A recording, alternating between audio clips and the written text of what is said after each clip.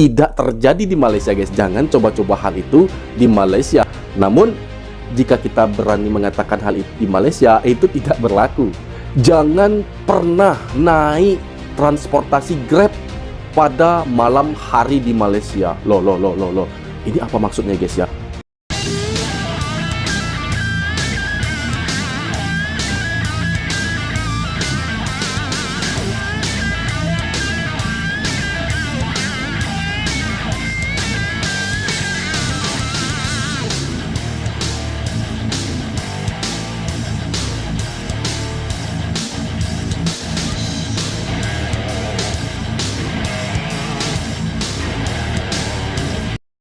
Assalamualaikum warahmatullahi wabarakatuh, and welcome back to my YouTube channel. Selamat datang, selamat berkunjung kembali ke channel ini. Halo guys, hari ini kita berjumpa lagi. Apa kabar Anda semua di sana? Tentunya saya selalu mendoakan semoga kita semuanya dalam keadaan baik-baik saja, sehat selalu, jasmani dan rohaninya, serta segala macam kegiatan dan aktivitas kita diberikan kelancaran dan kemudahan oleh Tuhan Yang Maha Kuasa. Amin. Oke, di sini saya sudah tidak sabar ya, karena ada informasi penting ya yang akan kita bahas pada kesempatan hari ini, yaitu tentang hal apa itu guys ya. Bahwa di sini ada orang Indonesia ya, atau wanita Indonesia yang langsung memberikan informasi itu ya terkait tentang hal yang terjadi di negara Malaysia. Tentang hal apa itu guys ya? Yaitu wanita Indonesia ini mengatakan dengan tegas bahwa jangan pernah naik transportasi Grab pada malam hari di Malaysia. Loh.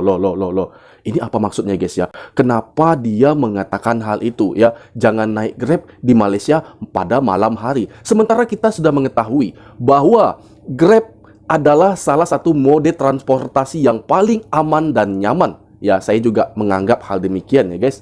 Namun tidak dengan wanita ini. Dia mengatakan jangan pernah naik Grab di Malaysia pada malam hari. Nah, apa yang terjadi ya guys ya? Kenapa dia mengatakan hal itu dengan tegas? Dan suasana apa sih yang terjadi di malam hari di Malaysia? Ya, apakah dia melakukan itu karena takut ada perampokan?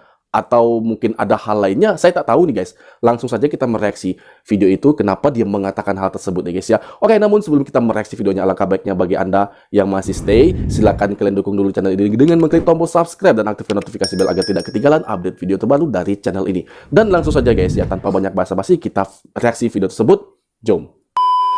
Jangan pernah naik Grab di Malaysia jam 12 malam sampai jam 6 pagi kalau nggak mau kayak aku. Oke, jadi ini adalah pengalaman yang sangat berharga buat aku dan juga suamiku, karena kita hampir nggak pulang guys gara-gara Grab di Malaysia. Kalau jam 12 malam sampai jam 6 pagi itu nggak bisa dibayar tunai, jadi harus cashless. Pusing nggak tuh?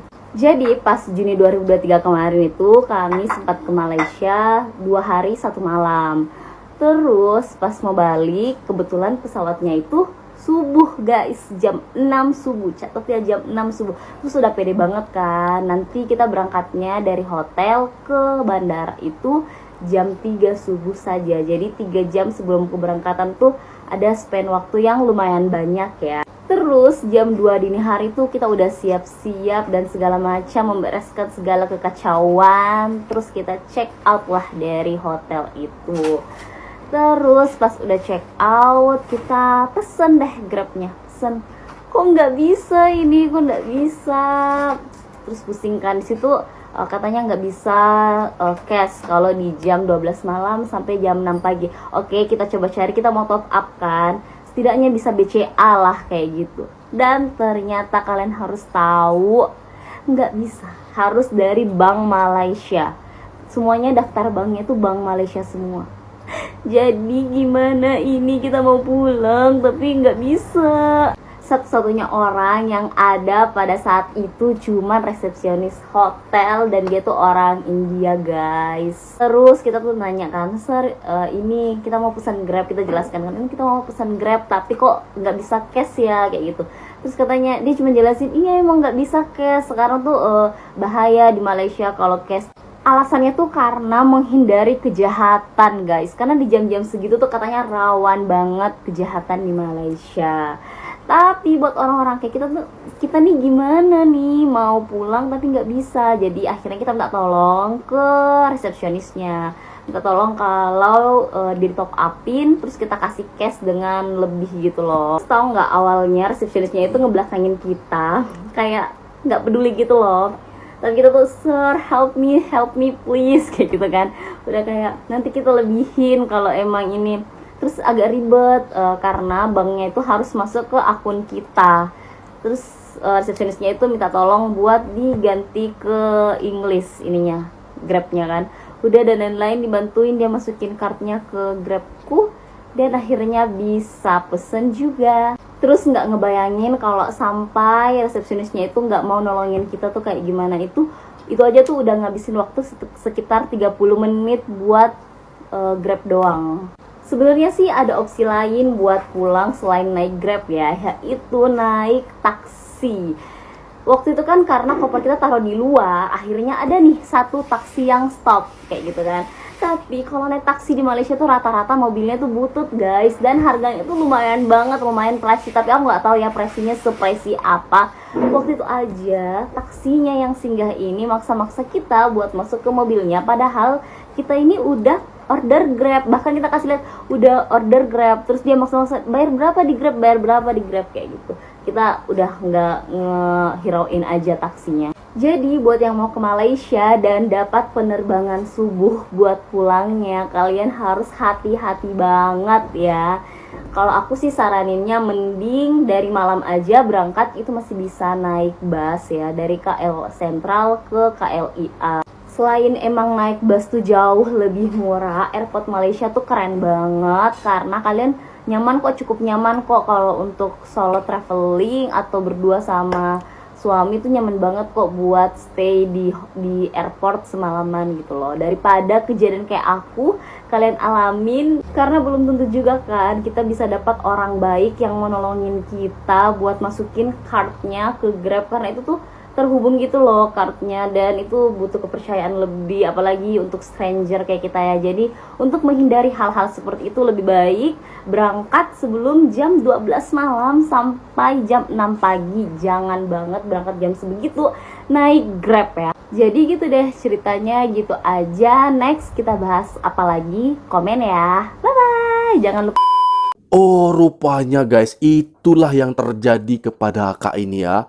Dia penerbangan ke Indonesia itu pukul 6 pagi ya. Jadi dia pukul 3 subuh itu sudah harus keluar check out dari hotel menuju ke KLIA ya guys ya. Seperti itu. Rupanya dia juga baru tahu, jangankan dia, saya juga baru tahu guys, bahwa ada aturan ya yang menegaskan tentang Grab yang ada di Malaysia apabila pukul 12 malam hingga pukul 6 pagi itu pembayarannya tidak ada cash ya, demi mencegah kejahatan yang dilakukan di negara Malaysia. Nah, seperti itu ya guys ya. Saya juga baru tahu hal itu ya. Namun, segala kebijakan-kebijakan yang telah dilakukan tentu terkadang mengandung pro dan kontra. Ada hal positif, namun ada hal negatif ya yang akan didapat dari aturan yang telah diberlakukan. Nah, kalau hal positifnya tentu mencegah dari kejahatan ya guys ya. Karena tengah malam itu ya bukan hanya di Malaysia, di mana-mana tentu juga rawan kejahatan ya guys. Namun, ada sisi yang mungkin tidak diketahui oleh turis ya. Mungkin karena dia tidak mencari informasi atau tidak ada pemberitahuan tentang hal tersebut. Jadi dia ingin membayar cash pula ya pada tengah malam itu. Namun rupanya tidak bisa pembayaran cash. Nah, ini guys. Jadi ya terpaksa dia meminta bantuan kepada orang Malaysia. Rupanya alhamdulillah semuanya bisa dilancarkan ya.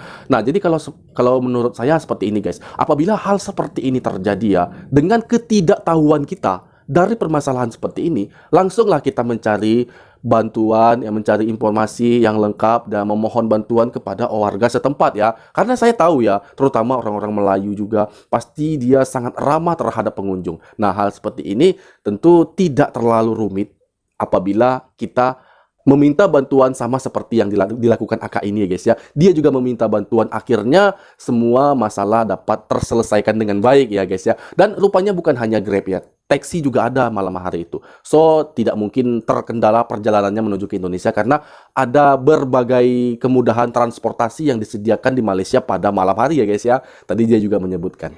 Seperti itu. Dan jadi ini adalah pengalaman pribadi yang sangat berharga dan di-share kepada banyak orang. Tentunya agar semua orang paham apabila akan berangkat pada dini hari, tentu ini konsekuensinya harus kita pahami. Ya mungkin kita sebelum itu kita top up dulu ya guys ya. Jadi kita tidak terkendala tentang perjalanan seperti itu. Oke, di sini ada video berikutnya guys. Video tentang apa itu? Lagi-lagi orang Indonesia. Ya tentang hal apa itu guys ya? Mengapa? Bahwa orang Indonesia ini ya dia merasakan ya bagaimana Grab ya, Grab yang ada di Malaysia. Namun di sini ia komparasikan ya, ia lihat juga dengan Grab yang ada di Medan, Sumatera Utara, Indonesia guys. Nah, apa maksudnya guys ya? Nah, di sini dia sudah menilai ada hal yang aneh dari kedua Grab ya, kedua negara ini. Apa yang aneh ya guys ya? Oke, langsung saja kita mendengarkan pengakuan dia. Ini dia. Halo, Inang Frida nak berbagi cerita tentang supir Grab, tentang Grab selama Inang Frida di Malaysia, di Penang. Di sini aku kan kemana-mana itu naik Grab, ya kan?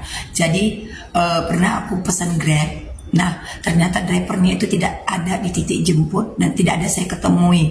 Padahal di hari sebelumnya saya sudah pesan dari titik yang sama dengan ketujuan yang sama. Dia cancel dengan batas waktu 5 menit.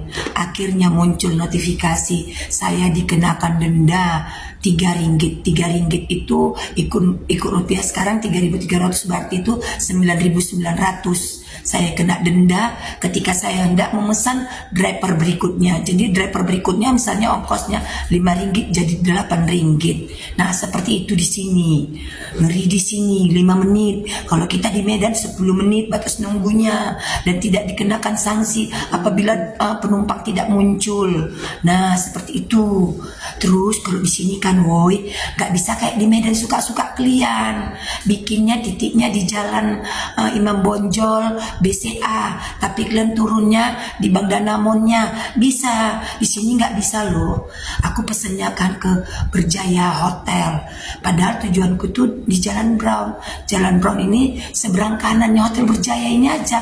Nggak mau orang itu. Tetap diturunkan di Berjaya Hotel itu. Tidak mau dia ke kanan. Jadi di sini sungguh disiplin driver dengan penumpangnya.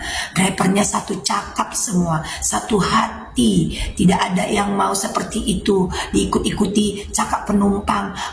Maju sikit, belok sikit, kanan sikit kayak di Medan kita. Mantap juga loh di sini, woi. Jadi hati-hati ketika memesan Grab, harus segera muncul, harus segera siap siaga kalau memesan Grab. Jangan kita sebentar ya, saya keluar dari gang. Kayak pengalaman kita driver Medan ya kan, udah sampai di titik jemput, nunggu lagi bisa sampai 15 menit, 20 menit. Kalau di sini 5 menit kau tak muncul, di cancelnya kena lah kau 3 ringgit. Tahu kalian kan? Oke guys ya, ini pengalaman lagi-lagi ya, pengalaman orang Indonesia di Malaysia. Di sini dia memang membandingkan bagaimana setelah dia naik Grab ya, saat di Medan itu seperti apa. Nah, saat dia naik Grab di Malaysia itu seperti apa. Nah, memang ada sedikit perbedaan, mungkin dipengaruhi oleh situasi dan keadaan yang ada di kedua negara. Nah, seperti itu guys ya. Namun dia mengakui bahwa ini terkait tentang profesionalitas. Nah, seperti itu. Jadi dia mengaku bahwa jiwa profesionalitas dari driver Grab yang ada di Malaysia itu memang sungguh luar biasa, mengedepankan atau juga mementingkan. Nah, ini penting ya guys ya, mementingkan dari penumpang yang akan naik dari mobil mereka guys. Jadi memang di mana kita pesan, dari mana titik kita berangkat, di situ sangat-sangat diperhatikan ya.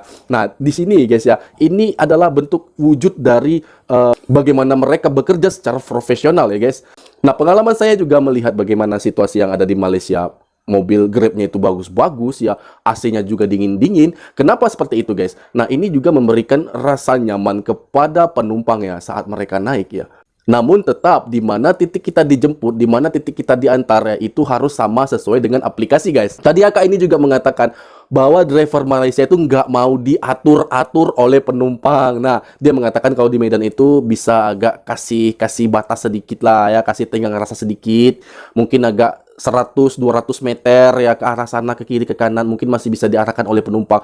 Nah, itu tidak terjadi di Malaysia, guys. Jangan coba-coba hal itu di Malaysia. Karena perbedaannya sangat berbeda. Mungkin kalau biasa kita melakukan hal tersebut di Indonesia, ya mungkin di Medan, kayak ini katakannya. Namun, jika kita berani mengatakan hal itu di Malaysia, itu tidak berlaku. Karena apapun yang terjadi di Malaysia itu sangat profesional, termasuk supir, driver ya. Nah, apa yang baik-baik ya wajiblah kalau bisa kita contoh, kita teladani ya guys ya. Apa yang buruk-buruk kita buang saja. Nah, ini demi kemajuan dan kepentingan ya untuk masa depan. Tiru seperti itu agar lebih tertib ke depannya guys ya. Siapa sih yang nggak mau ya kalau negaranya tertib? Seperti itu guys. Oke, demikian tadi video aku. Semoga video ini bermanfaat bagi kita semua dan aku mohon undur diri. Mohon maaf jika ada kesalahan dan kekurangan dan aku akhiri wassalamualaikum warahmatullahi wabarakatuh.